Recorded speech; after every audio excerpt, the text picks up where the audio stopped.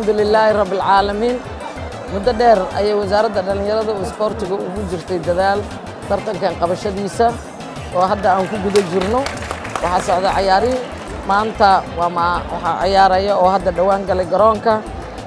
لبضع عيارتوي كوحها قلمدو يو قبل كبنادر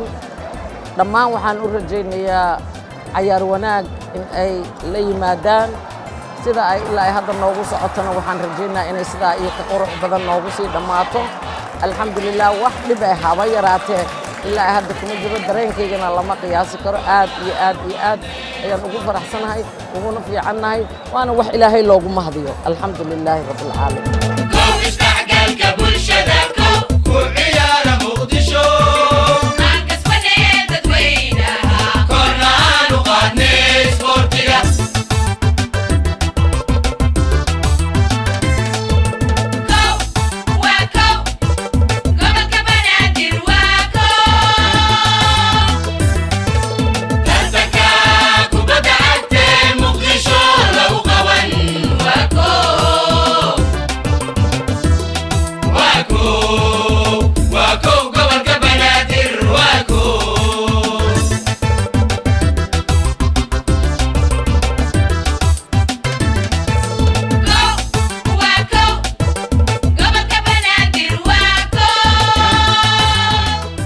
qaran burburku nagu dhacay waa ka duwan yahay tartankan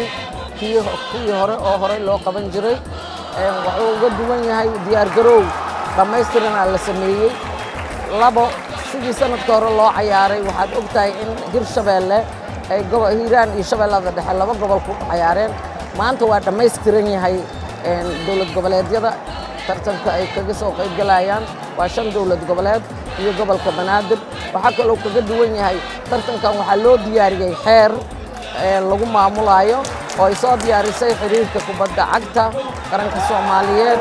lagala tashaday ay ka wada qayb qaateen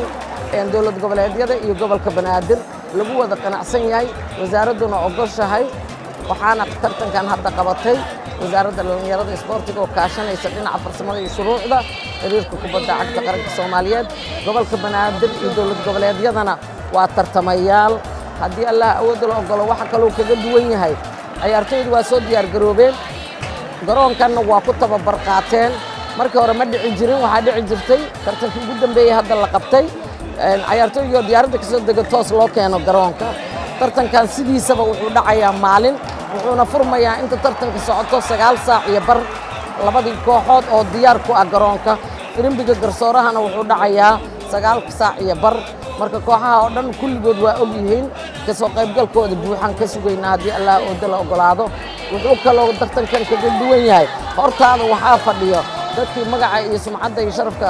ciyaaraha Soomaaliya ku soo lahaa hoggaanka ciyaaraha Soomaaliya soo ahaan jiray waxay yihiin guddigii iyo racfaanka haddii tabasho timaado dawlad goboleedyada iyo gobolka Banaadir oo shuruucda taalla xiriirka gacanta ku hayo kubadda cagta ay ku qanci waayaan waxay xaq u leeyihiin inay racfaanka u gudbaan haddaba waa la xaliyay iyadoo aan racfaanku gaarin tusaale waxaa ka ah cabasha ka timid ay tabanayeen gobolka dawlad goboleedka Jubbaland ciyaartooy Kenyana inuu ku jiro shuruucdii la waafajiyay taas lagu wada qancay oo uu haddaba ku ciyaarayo garoonka ku dhex jira Soomaalinimadiisana aan lagu duri karin xaqna wuxuu u leeyahay sida ciyaartooyda kale ee Soomaaliyeed ee kooxaha ku ciyaaraysana oo ciyaarayo waa ka hortaada ku ciyaaray